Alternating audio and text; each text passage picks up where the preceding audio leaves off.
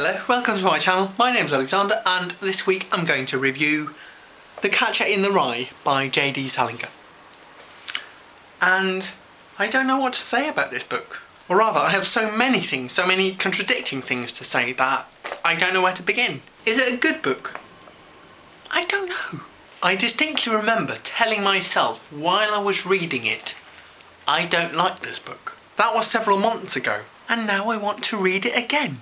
I usually keep the bad parts till the end, but because of how this book is, I'm going to start by criticising it. The central character, who's also the narrator, is really annoying. He writes in this really informal and... Oi!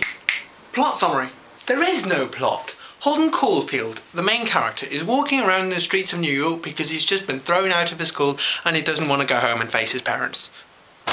That's pretty much the entire story, and it's told by Holden himself. And when I say told by, I mean he really is talking to you. If you really want to hear it, the first thing you'll probably want to know is where I was born, what my lousy childhood was like, how my parents were occupied and all before they had me, and all that David Copperfield kind of crap. But I don't feel like going into it. In the first place, that stuff bores me.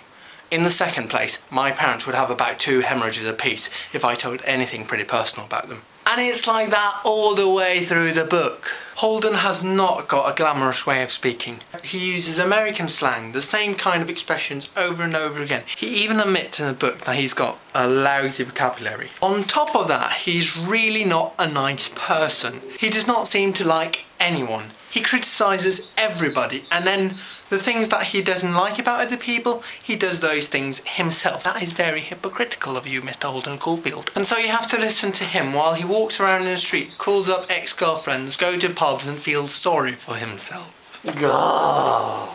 I think I've made it clear why I said that I didn't like the book. But there's more to The Catcher in the Rye than just that. If you watched my review of The Time Traveller's Wife, you may remember that I was talking about how you can read a book on 2 levels. First a superficial level and deeper level.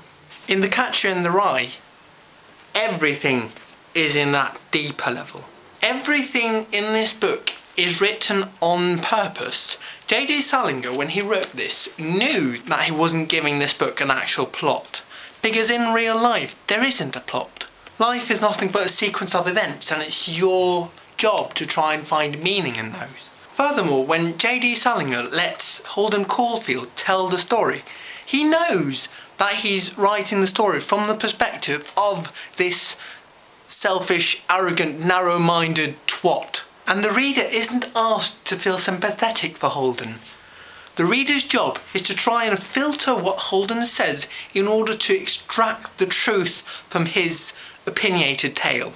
If you read or hear people say that Holden is the typical example of the American teenager, that's not true. It's only been 4 years since I was Holden's age, and I can guarantee that I was not like that, even though I'm not American, but I suppose it's still kind of the same thing. Holden has serious issues, and that is part of the challenge in the book, to try and figure out what kind of person is Holden. And however much the character of Holden have been exaggerated, and however much we despise how he is, automatically the reader will start to realise that he shares some traits with Holden. Traits that are sadly only human. Now where it gets really interesting is when you start to realise that most of what Holden says has an additional metaphorical meaning. Example, on page 26, Holden says, "I yawned. I was yawning all over the place. For one thing, the room was too damn hot. It made you sleepy. At Pensy, you either froze to death or died of the heat." At Pensy, you either froze to death or died of the heat. Holden just says that because he seems to complain about everything. But Holden is one of these people who have frozen to death at Pensy's. He's stuck with his life and doesn't know what to do now.